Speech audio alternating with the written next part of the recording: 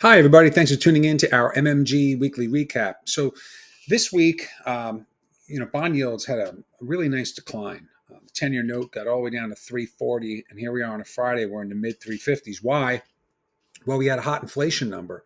The producer price index, which is shows what wholesale and businesses and producers actually pay to create goods.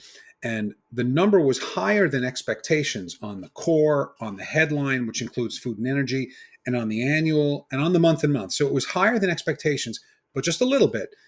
I think the big news out of that is that it still represents the eighth consecutive month of decline. So the trend is going in the right direction.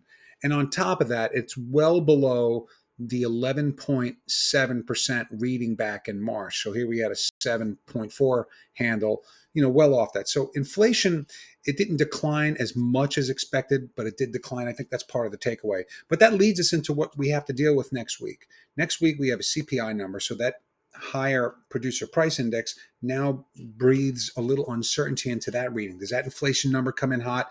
If so, what does the Fed say on Wednesday? Because now we get to the main event. Wednesday, we're expecting the Fed to raise rates by 50 basis points.